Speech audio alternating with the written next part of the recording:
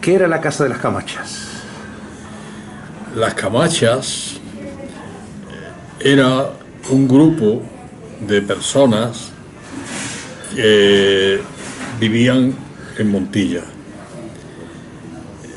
Este grupo tuvo un mesón que se llamó el Mesón de las Camachas, donde acudían en la época del siglo XVI, por ahí, personalidades de bastante rango, porque en alguna forma se dice, aunque no está confirmado, que era un sitio de prostitución. Pero lo más destacado de las Camachas es su vinculación o su supuesta vinculación con la brujería. La brujería ha sido un poco denostada, pero en el fondo eran mujeres libres que tenían opiniones diferentes con respecto al establecimiento político y religioso de la época en que vivían.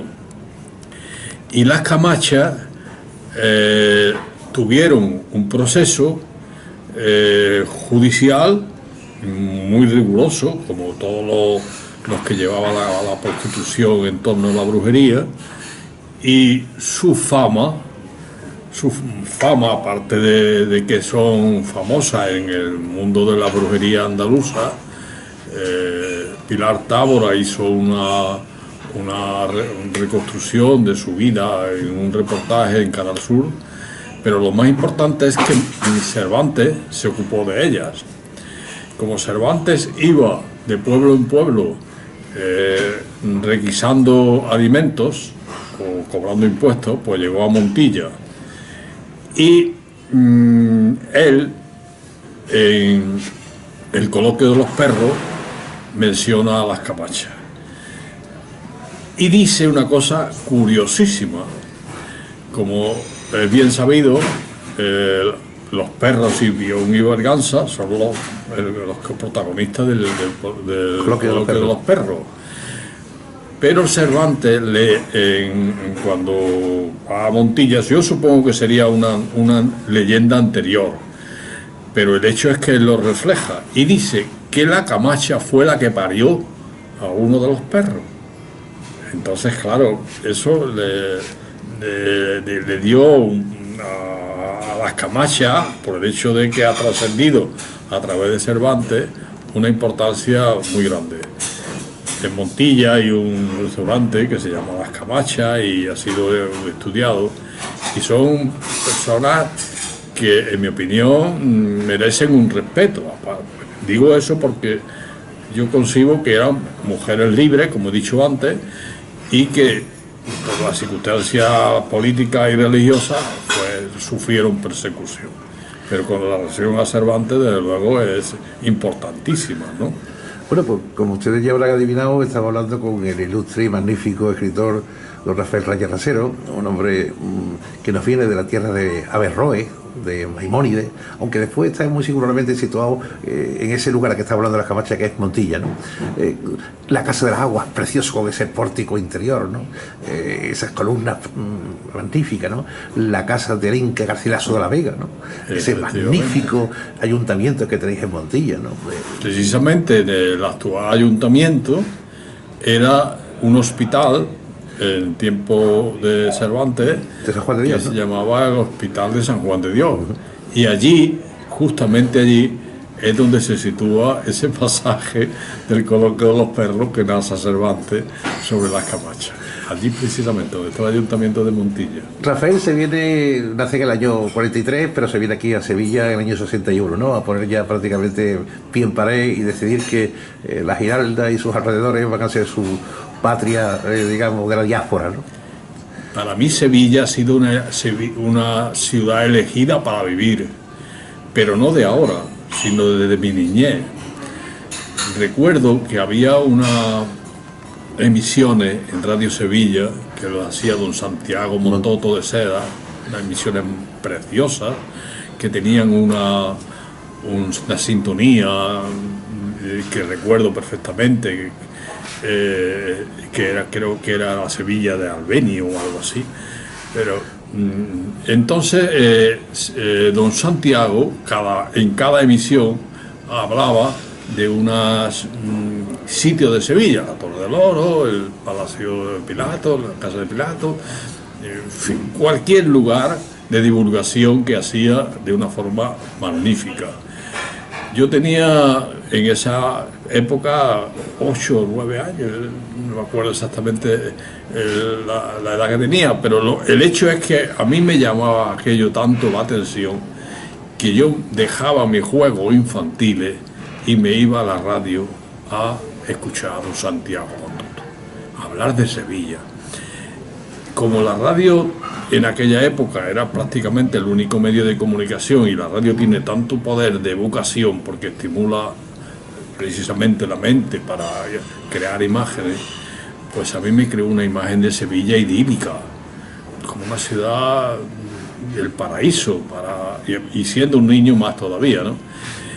Y yo decidí, siendo con esa edad, que esa era la ciudad que yo quería vivir. Pasaron los años y me vine aquí en 1961, precisamente porque ya tenía esa predisposición y fue elegida. Yo tenía 17 años, prácticamente yo no conocía a nadie, pero la primera oportunidad que pude, lo hice. Cuando llegué, fui alojado en la antigua Casa de la Contratación, que hoy es una dependencia de la Junta de Andalucía. Pues esa Casa de la Contratación tenía un ventanuco que se abría al patio de la Montería, y justamente donde yo dormía estaba el ventanuco. Todas las mañanas me asomaba a ese ventanuco y oía, olía los olores, las bugambillas, los actos que venía allí. Comprenderás, Carlos, que ya con la predisposición que yo venía de amar a Sevilla y con tener esa suerte de todos los días ver el patio de la Montería y todo lo que se supone ese patio para la historia de la ciudad, pues fue como una especie de flechazo definitivo, ¿no? Fue algo que ya me creó el amor eterno, que yo digo que Sevilla para mí es la ciudad novia. Mi ciudad originaria, Montilla, para mí es la ciudad madre, pero esta es mi ciudad novia, la que me enamora, la que disfruto todos los días paseando por sus calles, ¿no? Y sé que no es perfecta, pero cuando te enamoras de algo, de una mujer, de alguien, siempre ves las perfecciones antes que las imperfecciones. Rafael, bebiendo y siendo la esponja de Santiago Montoto, tú vuelves a decir, bueno, yo quiero estas historias de Sevilla, las leyendas de Sevilla, tomarlas desde aquel tiempo de la infancia y reconstruirlas y novelarlas a la época actual, ¿no? Y entonces ¿es tu primera novela? Yo quise, Santiago Montoto, como se sabe, vivió en la calle Levíes y estaba muy vinculado con el barrio de la Puerta Carmona. Tradicionalmente yo he estado muy vinculado con ese barrio. He sido presidente de la Asociación de Vecinos de la Puerta Carmona, he creado el Club del Libro Puerta Carmona, y dentro de la ciudad de Sevilla es la zona mía por antonomasia. Cada uno tenemos una, pero también amo muchísimo a Triana y en general a toda la ciudad, ¿no? Pero siempre hay un punto donde uno se ubica y se identifica con el hecho mismo de haber vivido allí, de tener amigos y familiares y demás. Y Santiago estaba muy vinculado con eso. Entonces, en mi libro El corazón de Sevilla, que se subtitula Historia, Cofradía, Leyenda de la Puerta Carmona, pues quise recrear esa vinculación de Santiago Montoto con la Puerta Carmona y crear también leyendas basadas en otras que ya existían. Creo que ese barrio de la Puerta Carmona es el sitio donde se han encontrado las culturas sevillanas por antonomasia, como son la cultura judía, la romana, la musulmana, y que por ahí salían y entraba la gente cuando venía a Sevilla en los años digamos cruciales y más importantes de la Sevilla histórica, como fue la de convertirse en Puerta de América. Y ese barrio producía un intercambio de tal calibre entre personas que salían y entraban en la ciudad, que era un sitio de mucha comunicación. En este libro que he mencionado antes, Sevilla, la historia de la leyenda, se publicó y tuvo bastante repercusión, una reconstrucción de los autores que se ocuparon de ese lugar. Entonces me parece que es el libro que yo he tratado más, las leyendas de la ciudad, específicamente basándome en ese lugar concreto del sitio de Sevilla, de la Puerta Carmona. Luego en el 2010 publiqué Historias y Leyendas de Sevilla, que fue también leyendas ya más amplio en otra zona de la ciudad. Yo creo que las leyendas de alguna forma dan testimonio de costumbres, de situaciones, y al mismo tiempo enriquecen, porque en algunos casos tienen un fondo de verdad, y eso para el investigador es bastante importante. Tú eres un autor prolífico porque en muy poco tiempo lleva muchas novelas y además de mucha importancia. Además, yo creo que el último salto cuantitativo es la andaluciada, ¿no? Esta epopeya de Andalucía, ¿no? Vamos a desgranar un poco todo, vamos a ir pegando pinceladas, porque como vamos a hacer una serie de entrevistas contigo, porque es una serie muy corta y a la gente le gusta escucharte, como esos programas que tú escuchabas de Luis Montoto, que le expliquemos algunas cosas de Sevilla, esas cosas que están en tus libros, pero que hay que incitarlo a la lectura. Muchas veces el lector hay que darle algo para que pique el amor a la lectura, ¿no? Muchas veces no lo tiene. ¿Cuándo hace la andaluciada? La andaluciada, sin duda alguna, es mi proyecto más ambicioso. Yo inicié este proyecto por varios motivos. Uno era que a principios de los años 80 se vivía una efervescencia del amor por lo andaluz. Se hizo el Congreso de Cultura Andaluza. Yo estuve participando en ese congreso con Antonio Gala, lo presentó en la mezquita de Córdoba y dijo aquella frase que nos llegó a todos: viva Andalucía, viva. Entonces quise contribuir de alguna forma a ese resurgimiento del amor por Andalucía y quise construir un monumento, nada más y nada menos físico, en la provincia de Córdoba, concretamente en Montilla.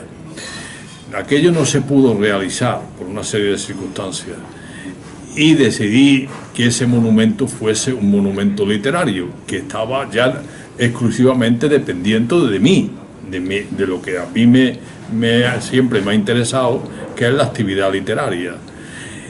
Y comencé a investigar los mitos andaluces.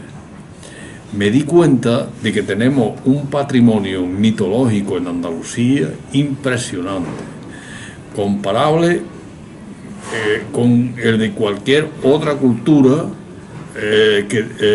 y de cualquier otro territorio donde vive un pueblo tan rico en cultura y tan antiguo como el pueblo andaluz. Y ese fue el inicio de la andaluciada. Comprendí que aquello era de tal relevancia que tenía que dedicarle todo mi tiempo. Y yo tenía dudas, porque tenía una familia, tenía unas obligaciones profesionales, ¿qué hacer? Porque si me requería todo esto, ¿qué hacía con mi vida profesional, económica y familiar? Pero esa duda me la despejó Jorge Luis Borges.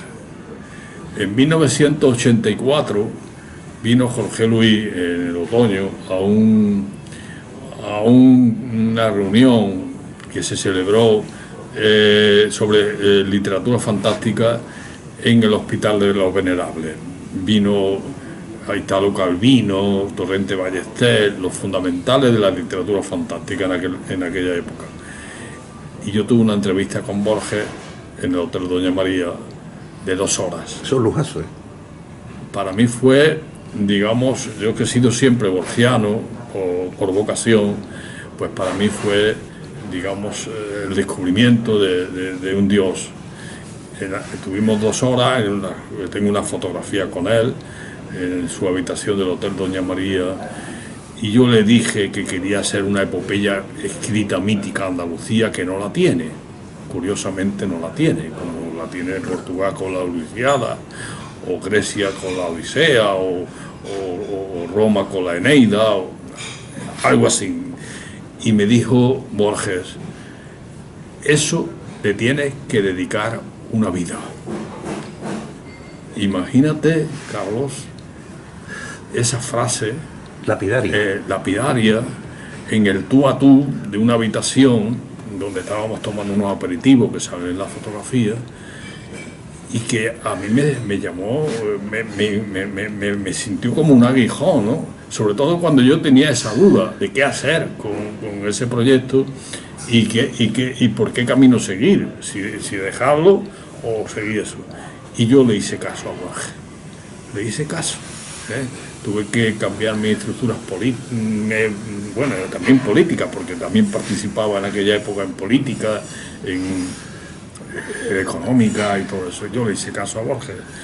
Y entonces, a partir de entonces, pues me dediqué a escribir la Andalucía durante todo. ¿Cómo era José Luis Borges en el corto trayecto, en el mano a mano, en el interno entre tú y él? Como es bien sabido, Jorge Luis Borges era ciego. Pero yo tuve la inmensa suerte, porque estaban todos los periodistas detrás de él, por esas, digamos, cosas que te da el destino de ser recibido en aquella época por él. Hace poco hasta aquí María Kodama, y hemos estado juntos una mañana completa recordando aquello. Hace poco, tengo fotografías con ella. Borges, por supuesto, para quien ame a los mitos, las leyendas, digamos el enciclopedismo, porque Borges, la obra de Borges es enciclopedista. Era una persona con la cual, hablando con ella, yo tuve la sensación en el tú a tú con Borges de estar hablando con Homero. Yo no sé, de esas sensaciones que te vienen cuando tienes determinadas circunstancias, pues era un hombre ciego como Homero, me estaba hablando de cosas que yo vibraba con ella, y por supuesto era una persona amabilísima. A mí me atendió con una sencillez también, con una sencillez y con una caballerosidad, hasta el punto de pedir unos aperitivos para tomarlos juntos allí. Y como digo, yo creo que para mí esa entrevista fue como un poco, lo he comparado a veces como, no sé, supongo que cuando Jesucristo le dijo a sus apóstoles, dejadlo todo y venirse conmigo. Bueno, pues esa misma sensación que supongo que recibirían los apóstoles de choque de recibir esa frase, fue lo que me impactó a mí de Borges, y yo le hice caso, y gracias a eso tengo hoy la Andaluciada. ¿Cuántos años? Pues como he dicho, tuve todos los años 80 haciendo, digamos, investigaciones. Viajaba a yacimientos arqueológicos, tenía un asesor para esto, que era el poeta cordobés Juan Bernier, del grupo Cántico, sí, que era amigo mío, también lo es Pablo García Baena, y yo lo reuní aquí en cierta ocasión en Sevilla, le hice un homenaje al grupo Cántico, y él era en aquella época asesor de la Diputación Provincial de Córdoba del Patrimonio Arqueológico de la provincia de Córdoba. Y yo me iba cuando los fines de semana hablaba con él y me decía, vete a Onuba, a Iponuba, vete a este, ¿sabes? Porque él lo conocía, él había estado allí. Y fue un poco el acoplamiento de toda la información, y a principios de los años 90 yo quise ya publicar aquello. Hubo un editor, Muñoz Mollado Montraveta, que se ofreció a hacerlo, pero me puso la cortapisa de que tenía que ser no todo eso, sino una parte. Y entonces elegí 7 capítulos del contenido, que fue publicado de la Andaluciada, epopeya de un pueblo soñado por los dioses, ese es el título que llevó en aquel momento, con 7 capítulos.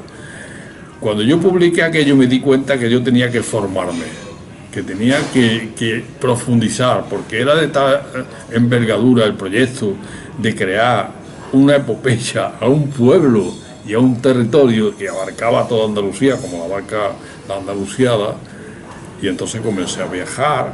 He viajado con 30 y tantos países, visitando museos, asistiendo a congresos, y el proyecto se fue dilatando precisamente porque yo en esa época he publicado varios libros, hasta que ya en el 2010 me dije, esto se tiene que hacer ya, porque si no, no se va a hacer nunca. Y desde el 2010 pues me dediqué por completo a escribir la Andaluciada, epopeya de Andalucía. Y ha sido hasta el año 2017, en mayo, cuando ha podido aparecer el libro. Por lo tanto, estamos hablando de un ciclo de 37 años aproximadamente, entre la gestación, el desarrollo, la investigación y la publicación de este libro, que, como digo, no creo que volveré a escribir otro libro como este, de 37 años, entre otras cosas porque la biología no me lo permitirá, pero desde luego es el libro de mi vida, eso lo tengo clarísimo. ¿Cuál es la síntesis para el lector para que le pique un poco el gusanillo y decir, voy a enfrentarme no a Homero, no a Jenofonte, no a la Ilíada, pero sí a la Andaluciada? En síntesis, ¿qué es la Andaluciada? ¿Qué va a encontrar el lector? Claro, estamos hablando de Andalucía y estamos hablando de una tierra donde los mitos florecen. O sea, aquí en Sevilla pues tenemos mitos fantásticos como Carmen, como Juan Tenorio, incluso como el mito de Curro Romero. Es una tierra que crea mitos, y precisamente la Andaluciada trata de recoger todos esos mitos situados en esta tierra, que están ahí, que hay que valorarlos y que realmente había que ensamblarlo para darle un contenido real. Creo que el hilo argumental de la Andaluciada es el mito de la Gran Madre. Es un mito que yo he estado persiguiendo en esos viajes que he dicho antes por China, por Perú, por México, por Grecia, por Turquía. Es un mito universal. Y para comprender a la cultura andaluza, y también para comprender en gran parte la cultura de Sevilla y también las costumbres religiosas, hay que comprender ese mito, porque de alguna forma las personas que van a romerías, que van a manifestaciones marianas, pues de alguna forma están practicando ese mito. En muchas ocasiones el mito de la Gran Madre se sitúa en sitios que han sido después utilizados por el cristianismo, pero que en su origen eran paganos. Y ese es el mito que articula la novela La Andaluciada, Epopeya de Andalucía. La protagonista es una reina, se llama Turta, que primero es una ninfa marina, que se enamora de ella Poseidón. El libro es una gran historia de amor entre esta ninfa marina Turta y también el dios Poseidón, que es el señor de Occidente y el que, digamos, protector de esta tierra andaluza. Y entre ellos crean primero un reino, el reino de Tortosa, tienen 12 hijos y después crean un imperio y crean una gran civilización, ese imperio es el civilizador, que viene a sustituir al imperio creado por los atlantes. Entonces, si tenemos que sintetizar la Andaluciada en pocas palabras, diríamos que es la recopilación de todos los mitos andaluces novelados, que es también una gran historia de amor entre Poseidón y la ninfa, que es el origen del pueblo andaluz, basado en todas las investigaciones que he podido realizar, y todo eso lo componen esta novela de 930 páginas, que además tiene un índice también, para aclarar dudas del lector, de 1700 entradas. Yo, que también soy cervantista y amo la mitología, pues comparo. Entonces el Quijote suele tener aproximadamente unos 750 entradas, o sea, versiones que hay este tiene 1700 entradas. Y cuando yo digo, Cervantes, en esto te he superado un poquito. Yo no te supero en nada, te admiro muchísimo, pero en esto de las entradas sí tengo un número superior en mi novela a la tuya. Vamos a seguir andando ahora por el personaje de don Rafael Raya Rasero, magnífico escritor, y ahora vamos a hablar de la época cervantista. Él es un cervantista, un amante de Cervantes, de toda su obra universal, desde la primera obra de la Galatea, ¿no?, pasando por sus novelas ejemplares, Los Entremeses, ¿no?, Persiles, que es la última con Cipión y Segismundo, ¿no? Bueno, estamos hablando de un mundo. ¿Cómo era Cervantes? ¿Cómo era Miguel de Cervantes? Sabemos que su padre era don Rodrigo, su madre era Leonor, el padre era médico, cirujano, ¿no? Pero ¿qué hay que hayas investigado de Miguel de Cervantes que no sea muy conocido? Yo creo que la vida de Cervantes, debido a su trascendencia en la cultura mundial y específicamente la de habla hispana, pues quizás queden muy pocas cosas que saber de él, porque estamos hablando de un personaje universal al cual numerosísimos investigadores le han dedicado, y sobre todo Rodríguez Marín. Para mí hay un antes y un después de la obra de Rodríguez Marín en el conocimiento de Cervantes. A mí me parece que Cervantes fue una persona con una vida muy azarosa. Estamos hablando de un personaje que participa en una guerra, en la batalla de Lepanto. Estamos hablando de un personaje que es apresado y que también es rescatado. Estamos hablando de una persona que, por sus circunstancias vivenciales, es apresado en diversas ciudades y pasa por varias cárceles, entre ellas las de Sevilla.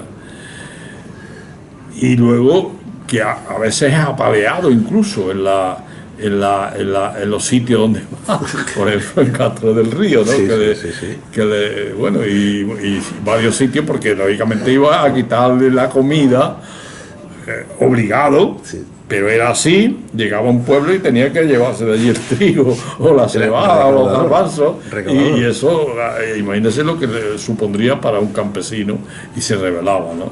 Entonces es una persona con una vida muy azarosa, pero precisamente por esa vida azarosa pudo escribir lo que pudo escribir, porque el escritor se nutre de lo que lee, pero también de lo que vive, fundamentalmente de lo que vive.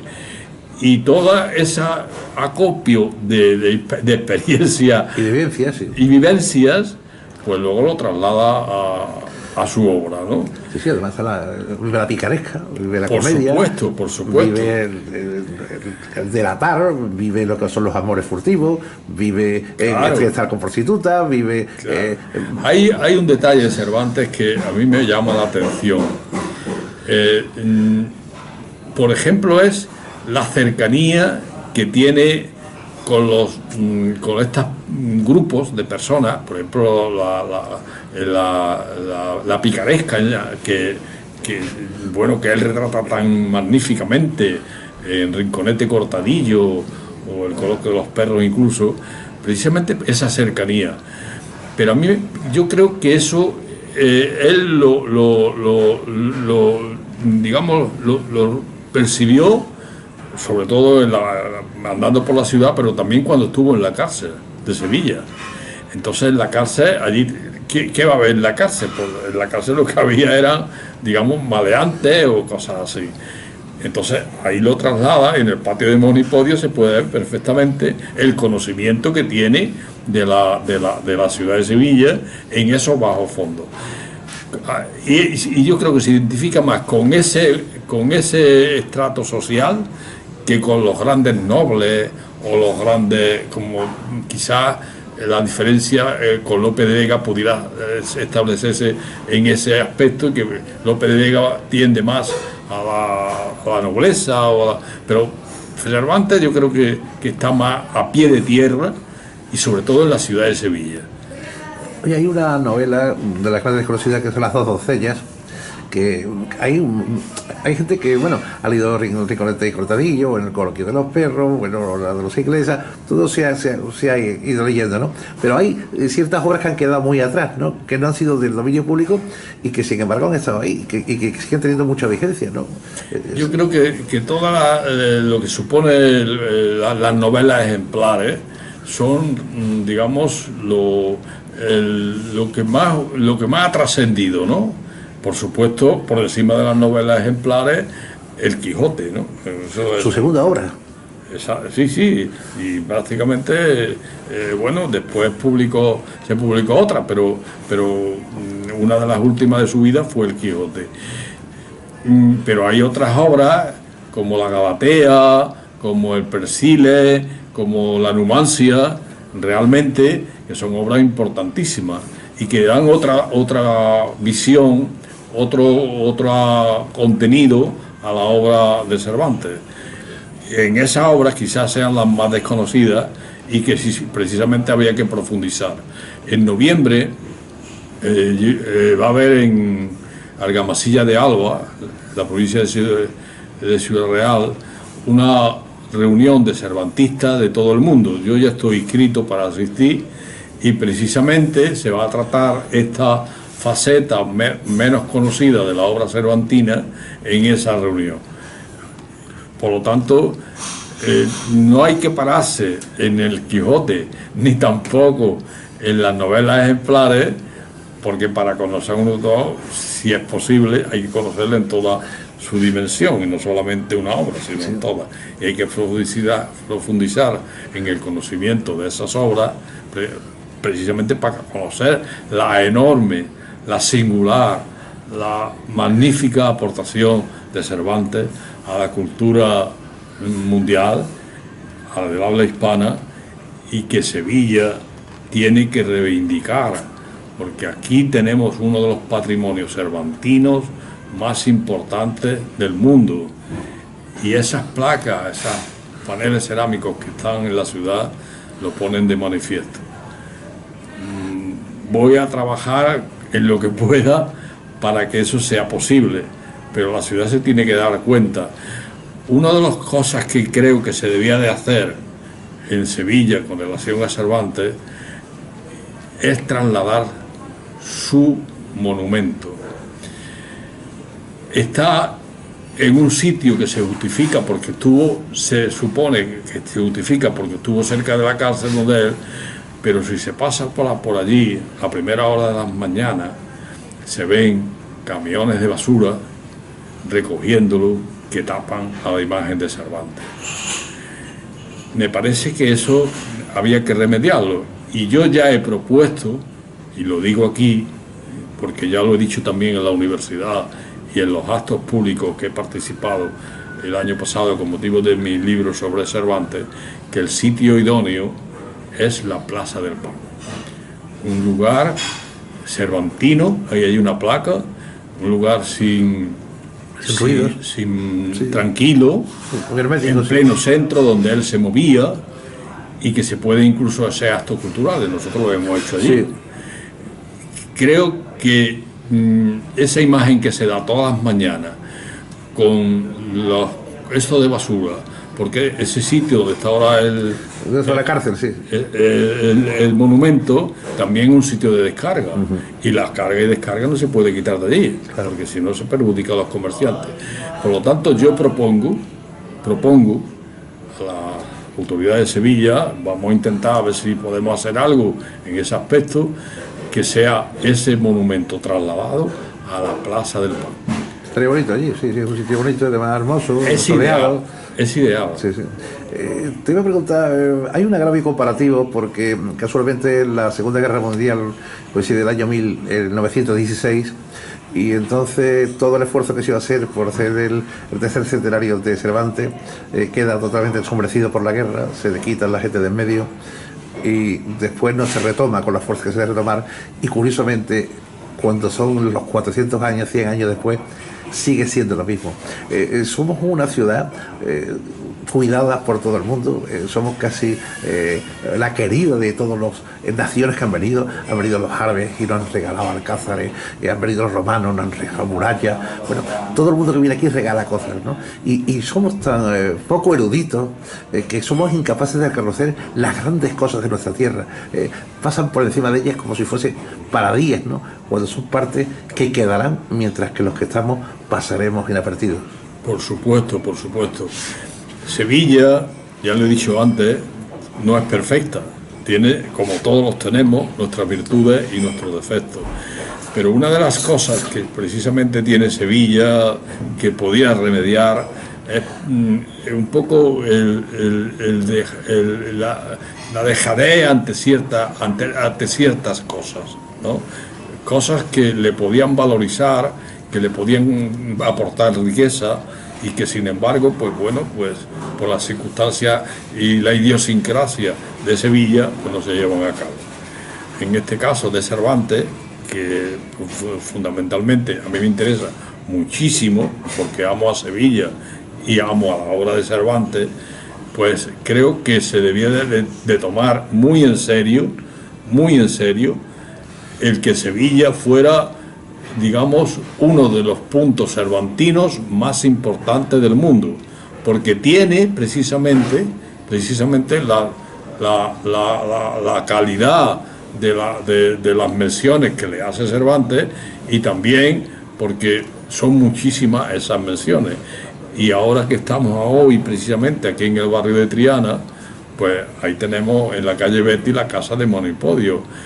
Y si nos paseamos por Sevilla, pues los paneles cerámicos que he dicho antes. Entonces, creo que dentro de la idiosincrasia sevillana, de esas posibles dejadeces que a veces hace porque no le interesan o porque pasan o lo que sea, pues yo priorizaría la preocupación por hacer de Cervantes y de los cervantistas, que son miles en el mundo y que podían atraer aquí a Sevilla como una fuente turística más de la ciudad, la preocupación por poner a Sevilla en el sitio que le corresponde dentro del cervantismo mundial. Eso Sevilla lo debe de hacer, lo tiene que hacer, y creo que tenía que empezar por divulgar su patrimonio y su legado cervantino, y por supuesto, como digo antes, trasladar ese monumento que está en un sitio muy poco apropiado para lo que significa Cervantes. Y se me ocurre, Rafael, tenemos un amigo que se llama Jesús Gavira, que es el gran escultor, el que ha hecho aquí la gitana que está aquí en el puente de Triana, ha hecho el mausoleo entero de Antonio Mairena. Es toda una obra el pueblo de Mairena del Alcor por Jesús Gavira. Y habría que proponerle que esto tenga también una estructura también, la andaluciada épica, es decir, que figure con todos esos elementos, ya que son tantos iconos. Estamos hablando del románico, estamos hablando del fenicio, de los griegos, de los romanos, de los tartesos, de tantos los atlantes, de tanta gente como han venido. Él, que es una persona muy enamorada de la historia y además un creador, vamos a traerlo un día, vamos a hacer una tertulia con él aquí, lo vamos a traer, porque creo que tiene color esto de que se plasme no solamente literariamente, sino físicamente en algún tipo de mausoleo o algún tipo de escultura, que deje plasmado todo este esfuerzo de investigación que tú has hecho. Por supuesto, por supuesto. Yo creo que la mitología, y Borges era un defensor de este criterio, da sentido a los pueblos. De alguna forma, creo que dijo, los pueblos sin mito son como un jardín sin flores, o sea, están vacíos de algo, ¿no? Porque la mitología le da identidad, le da... que explica costumbres, como he dicho antes, muchas costumbres religiosas andaluzas no se explicarían si el mito de la Gran Madre, que en el fondo muchas veces tienen orígenes paganos, pero que las circunstancias históricas y religiosas pues han transformado con otros nombres, pero en el fondo son paganos y en el fondo es mitología. De ahí me surgió la idea de crearse aquel monumento que dijo que no se pudo realizar, pero que estaba en mi mente, ¿no? Por supuesto, me encantaría. Tenemos que hablar con él porque además es un hombre generoso, además es un hombre de nuestra edad, un hombre que tiene visión de futuro, que además quiere dejar una obra importante para el resto, porque bueno, tenemos que ir un día con él a Mairena para que nos enseñe desde el mismo mausoleo que tuvimos la suerte un día de estar con él. Nos abrieron el cementerio de allí de Mairena, nos abrieron la cripta de Antonio Mairena, nos lo abrieron, pasamos dentro, hay un pequeño altar con dos imágenes, después están las lápidas correspondientes de su familia, y estuvimos, bueno, con María, él de las esquinas, estaban los grandes cantadores, de donde vivió Alcante, él sentado en la silla mirando al universo. Bueno, una simbología que yo creo que tú la conozcas y que te la explique, porque además es un gran historiador, o sea, claro, es un hombre con una cultura inmensa, no hace las cosas baladíes, sino que me estuvo explicando la fuente donde estaba la trilla, donde el campo florecía en la época de ese triángulo tan importante que es Utrera, Alcalá, Mairena, el trigo como parte fundamental, después los grandes mitos que tiene, donde bebe de la fuente el sabio y le deja caer al niño la gota de agua con el chorrito para que aprenda, para que resume esa vivencia, ¿no? Es curiosísimo, tenemos que aprovechar un día y echar el rato con él, porque te va a encantar. Me encantaría. Yo acabo de llegar de Alemania, he estado estudiando la mitología alemana, y al hilo de lo que estamos comentando, la obra de Wagner no es nada más que una traslación a la música de la mitología alemana. Las Valquirias, Tristán e Isolda, y entonces cuando uno recorre el río Rin, como yo lo he recorrido, pues entonces va rememorando las obras de Wagner. He estado en el castillo de Luis II de Baviera, lo he estado visitando, que era un enamorado de toda la obra de Wagner, y lo que me he dado cuenta es de la importancia que tiene la mitología alemana para los alemanes, porque sin mitología alemana, las óperas de Wagner, pues prácticamente no tendrían contenido, y eso es una seña de identidad para el pueblo alemán, indudablemente. Pero bueno, si te vas a otra zona es igual, pero hablo de Alemania porque hace 10 días que estaba allí recorriendo Alemania, ¿no? Y el Rin. Y yo he pensado mientras estaba allí, qué bonito sería que el Guadalquivir, en el cual en la andaluciada se le da orígenes mitológicos y que se narra cómo fue gestado y cómo nació el Guadalquivir, que fue un regalo de los dioses a Andalucía. Cuando recorriéramos el Guadalquivir, sintiéramos esa sensación de recordar a un autor, un músico, que pusiera en el pentagrama lo que significa el Guadalquivir y sus mitos. Igual que he sentido yo al recorrer el Rin en los recovecos del Rin, te iba aquí sitúa, pues todo eso le daría también una importancia precisamente a la traslación de la mitología andaluza a la música, como puede ser también lo que estamos comentando de la escultura. La mitología es una base sobre la cual se puede hacer, digamos, arte. De hecho, no digamos todos los pintores del Renacimiento, sino también los nobles que tenían sus palacios decorados con motivos mitológicos. La mitología es siempre una fuente de inspiración importantísima para el arte. Y yo sueño que algún día este escultor u otro se ocupen de los mitos andaluces, si quieren basarse en la andaluciada, que lo hagan, o si no, que investiguen por sí mismos, y que fuera esos mitos trasladados al pentagrama, a la pintura, a la arqueología, a todo lo que signifique darle identidad a esta tierra maravillosa y bendita que se llama, y lo deletreo, Andalucía.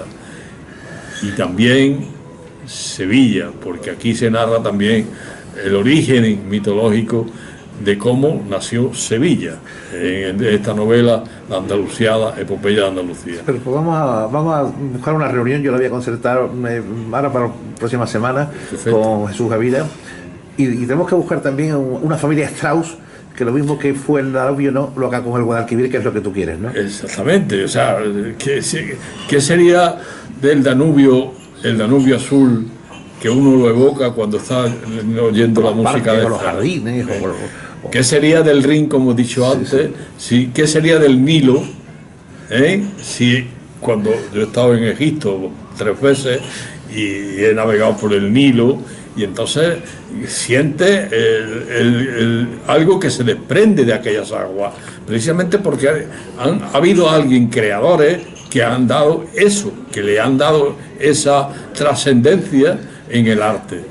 Y creo que Andalucía tiene tantos valores, como pongo en esta novela de manifiesto, para tener esa mitología reconocida, que hace falta que se le reconozca, intelectualmente, que se impliquen otros autores en hacerlo, y por supuesto que haya esa traslación al mundo del arte de la mitología andaluza. Para mí sería, digamos, la culminación de esta vida prácticamente que estoy dedicando a la mitología andaluza y a escribir esta novela. Bueno, pues decirle a los telespectadores que esto simplemente es un avance, porque vamos a seguir hablando con Rafael Reyes Acero.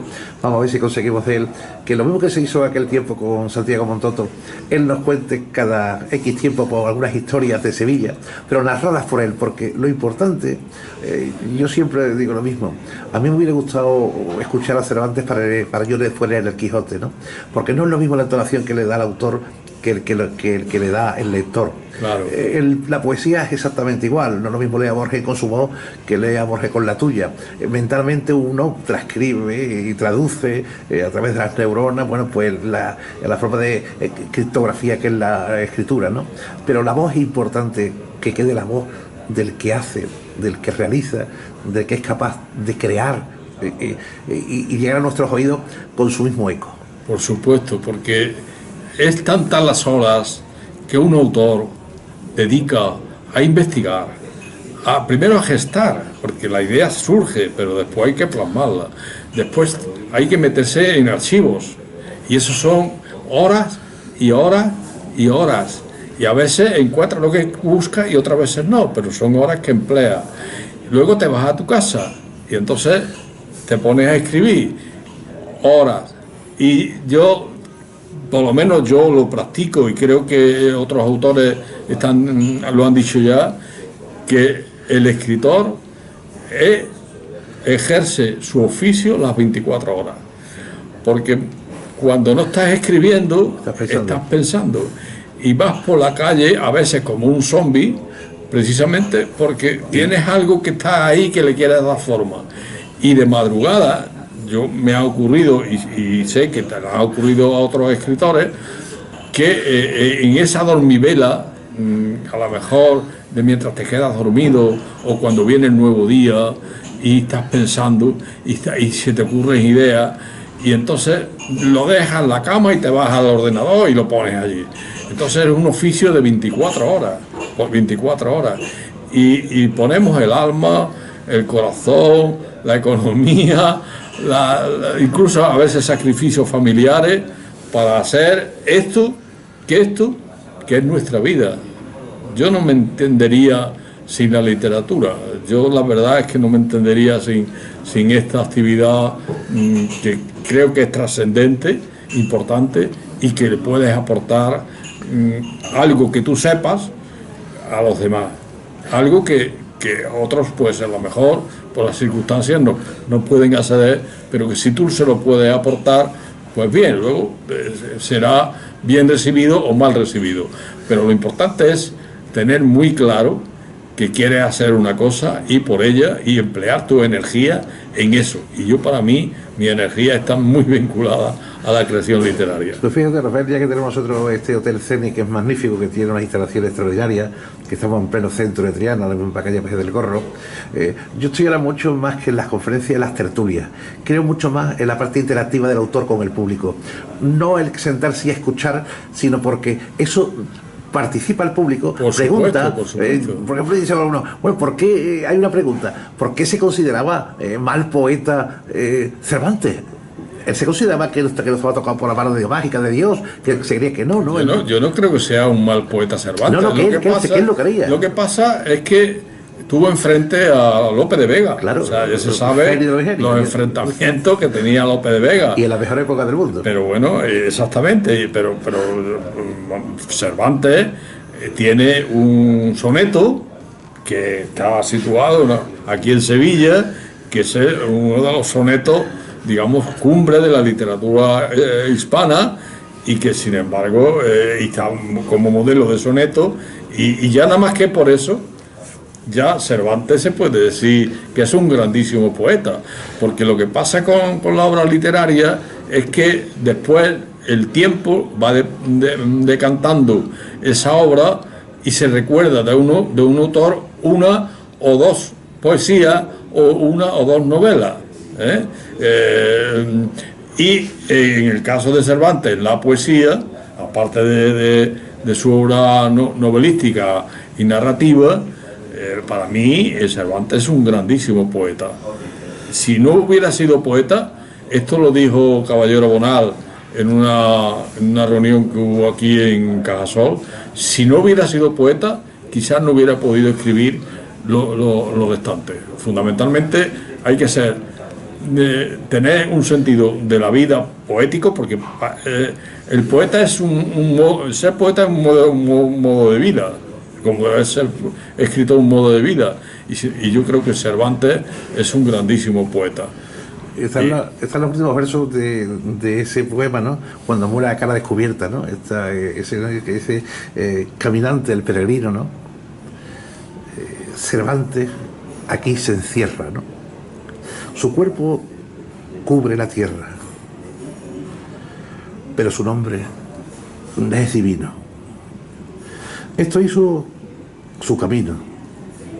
Por su fama no está muerta, ni sus obras prenda cierta, que pudo a la partida, desde la eterna a la vida, ir a cara descubierta. O sea, claro, como él iba, como yo creo que se debe ir por la vida, a cara descubierta, porque realmente si tienes que decir algo, pues lo dice a cara descubierta, siento responsable de lo que dice. Oye, curioso, Rafael, que también coincide con una época grandiosa de la mística española, San Juan de la Cruz. Claro. Y Teresa de Jesús, claro, con la Camino de la Perfección, ¿no? Está en una cantidad de números uno del ranking mundial de lectores, de escritores, que era difícil todo, ¿no? Debía ser muy difícil, ¿no? Claro. El deslumbrar ahí. De ahí que se llame el siglo de oro, precisamente por eso, ¿no? Si quizás la edad de plata pues vino con la generación del 27, pero la edad de oro es esa, la de estos altísimos autores hispanos. Y además que hay una cosa curiosa que se da en la época de los pueblos. Cuando se producen crisis, surge como una especie de remedio la cultura y la actividad literaria, ¿no? Entonces, cuando se dan estos autores en la cultura española, pues estaba el Imperio Español atravesando crisis económicas y política y de guerra, y precisamente surge esta actividad importantísima de autores que vienen un poco a remediar la situación. Ocurrió también en el 98, ¿no? Con el desastre colonial español. ¿Qué pasa con el 98? Porque surge una serie de autores magníficos que vienen un poco a remediar ese desastre colonial, ese desánimo, ese desencanto en la población española, y surge esta curiosa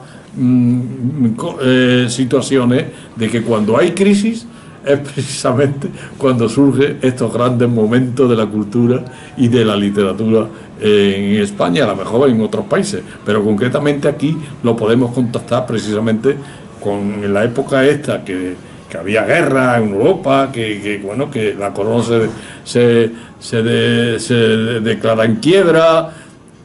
Surge como contrapunto esa situación, y en el 98, como digo, se ve perfectamente. Pues don Rafael Raya Rasero, querido Rafael, muchísimas gracias por estar con nosotros, que simplemente hemos hecho una apertura de un abrir de boca, porque vamos a recuperar esos capítulos que se hacían en la radio, vamos a hacerlo hoy, que se pueden hacer gracias a la televisión, y además que los elementos son tan sencillos y tan rápidos que la difusión es inmediata, y vamos a hacerlo por trocitos, y que nos cuente, pues yo qué sé, un día de la Torre Los Perdigones, otro día nos cuente, por ejemplo, la Alameda de Hércules.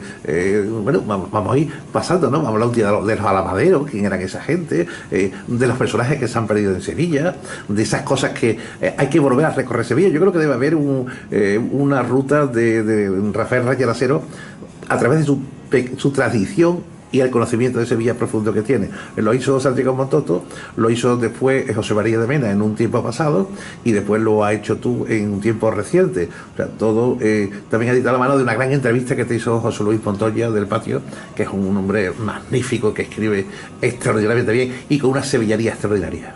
Vivimos en una ciudad única. Quizás haya 4 o 5 ciudades en el mundo. Yo he dicho que he viajado por muchísimos países, y te das cuenta de que Sevilla está hecha a la medida del hombre. Podíamos situar a Florencia, a París, a Sevilla, digo como trascendencia para un dato muy concreto. El hecho de que aquí se hayan situado nada menos que 100 y pico de óperas, que los 128, me parece que eso ya es significativo, y que Sevilla cada 2 por 3 está en los teatros de ópera del mundo. Entonces, Sevilla tiene tal enjundia, tal trascendencia, tal belleza, que realmente cualquier rincón puede surgir la leyenda, el mito también, el personaje ligado a ese rincón, y que por supuesto hay que divulgar, ¿no? En lo que yo pueda hacer por eso, por supuesto colaboraré por motivo de que todo lo que sea por Sevilla, que como digo, ¿a quién se le va a regalar más que a una novia, ¿no? Pues si Sevilla es mi ciudad novia, pues yo, que la disfruto todos los días, 2 o 3 horas caminando por ella, pues qué mejor que hacerle regalo de ese tipo. Tú fíjate que yo he entendido que, ya que somos sexagenarios, somos gente jubilada, había que regalarle a Sevilla por lo mucho que nos ha dado, ¿no? Entonces yo creo que los libros tuyos permanecerán durante muchos años en la biblioteca. Ya no estaremos aquí, pero seguirán. Pero yo quiero que siga tu voz, que siga tu imagen, que siga como hablaba Rafael Raya Rasero, lo mismo que hablan todos los personajes de Triana. Sí. No queremos nació, murió y vivió en un Wikipedia. Queremos el extracto, su voz, su ánimo, su sentido, su carácter, su idiosincrasia, su forma de entender la sevillanía, todo eso es importante porque es un testimonio vital, es un testamento vital hablado y que quedará para muchísimas generaciones, porque nos aseguramos que 500, 600 años esto estará en internet. Luego, gente, cuando te busquen o nos busquen, vale, dentro de 400 años, no será como Cristóbal Colón, bueno, no, apareceremos con la voz como hablábamos, como amábamos a Sevilla, claro, y como le regalamos a Sevilla parte de nuestro conocimiento, porque se nos va en las neuronas, en un Alzheimer, en cualquier cosa. Mientras tengamos el mínimo esfuerzo y la máxima capacidad de entender y de comprender, debemos transmitir a los demás, no solamente por la lectura, sino por la tradición hablada, como se decía en la Biblia, todos nuestros conocimientos. Por supuesto que sí, y todo lo que sea en ese camino, pues nos encontraremos perfectamente, Carlos. Querido Rafael, muchísimas gracias por estar con nosotros. Muchas gracias a ti, a tu empresa y por supuesto a toda Sevilla, que desde que llegué con 17 años y tengo 73, no me he separado de ella. Aquí permanentemente vivo, y aquí, si en el futuro quiero morir, quiero que me entierren en Montilla, pero quiero morir, quiero vivir y morir en Sevilla. Creo que es la ciudad mía, la que elegí en mi juventud, la que me lo ha dado todo, y en la que yo, en la medida que pueda corresponder, y le he dedicado ya bastante al libro, precisamente para devolver eso. Porque una de las cosas que tiene la persona que no ha nacido en Sevilla, pero que viene a Sevilla, es que se enamora de ella. Gran parte de las cosas importantes que hay en Sevilla, estoy hablando de Juan de Mesa, que ha hecho El Gran Poder, o otro... Estoy hablando de La Giralda, que lo hizo un cordobés, el Campanario, pero que antes era una persona que no había nacido aquí. Y así te pone eso merecería ser un libro de las personas que se han enamorado de Sevilla y han hecho cosas por Sevilla que no han hecho los nativos de aquí, y eso es numerosísimo. Te pones a examinar personajes en el monumento y siempre te encuentras eso. Yo creo que ese componente es tan importante que al enamorarte de la ciudad, emplea tu energía aunque no hayas nacido aquí, y eso es lo que me ha ocurrido a mí. Yo no he nacido aquí, pero me siento sevillanísimo, amo a esta ciudad y haré lo que pueda, mientras yo tenga un mínimo de conocimiento, por engrandecerla y para que sea, digamos, realmente ese sentimiento que siento por ella de amor, ¿no? Es un sentimiento de amor, comprendiendo que no es perfecta, pero como he dicho antes, pero también con ese sentimiento del novio que está enamorado profundamente de la persona, o en este caso de la ciudad que ama.